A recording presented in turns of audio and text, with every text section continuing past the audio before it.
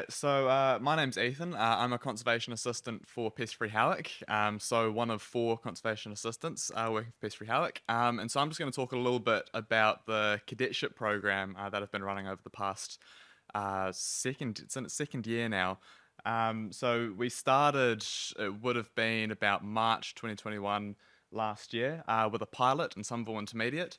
And then we've slowly started to roll it out in the last few months to more schools. So the idea of a cadetship was started by Kate and Laurel. They were really keen on getting more involvement in schools. The moth plant competition was always our big event, but we really needed something to touch on the pest animal side of things in particular. Um, and so the cadetship was an idea that would essentially address a few things. It would give students obviously an opportunity to learn, and it would, give them the skills to then go and start trapping in their local area and start making a difference. Um, the I think really what's important about this is that it's that whole social aspect of an environmental issue. I mean, it's as much a matter of getting people on board as it is solving the issue itself. If we can have, say, 1,000 students out there trapping and getting rid of weeds, that's an amazing asset for our community.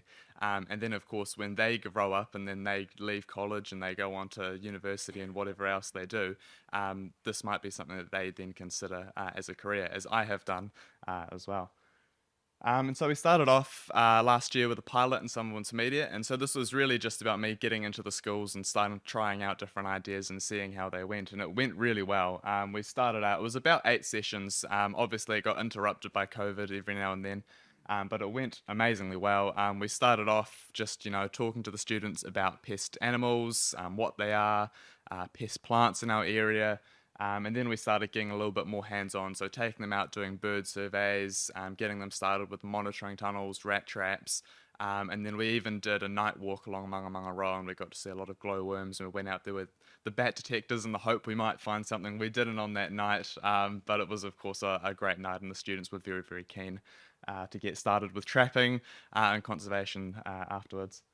And so this is just recently. We've started rolling it out to more schools just at the start of this year. So I've just finished at Howick Primary.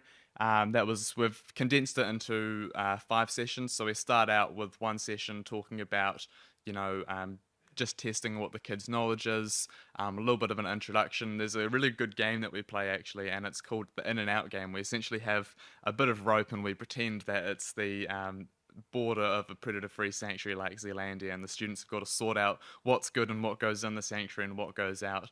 And we get some really good discussion points. I've thrown a few tricky ones in there, things like deer and rabbits, which they probably wouldn't know too much about.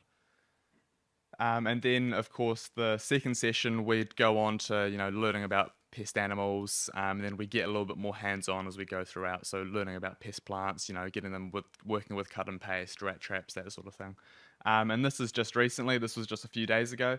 We've just started in Cockle Bay Primary now, and this was an amazing little session we had the other day. We got to bring in our brand new taxidermy animals, and so I brought them in the back of my car, and I brought them into the reception, and I put them down on the chairs in the reception, and the students, they walked into the reception to go and pick up some boxes. They didn't know what they were, and they got a little bit of a fright, I think, seeing these taxidermy animals sitting in the waiting room of the school reception. But it was amazing. As you can see, it's a great tool to have for the kids to engage. I think we talk about, what's the difference between a ship rat and a Norway rat, and I'll explain to them these features and try and show pictures, but really you need something there to actually show them what the difference is.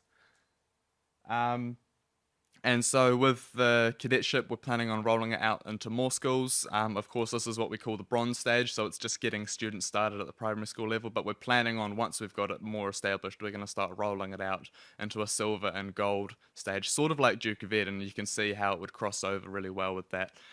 So of course silver would be them more getting involved in their school, and then gold would be, very independent, and they'd go out to the community and work on projects.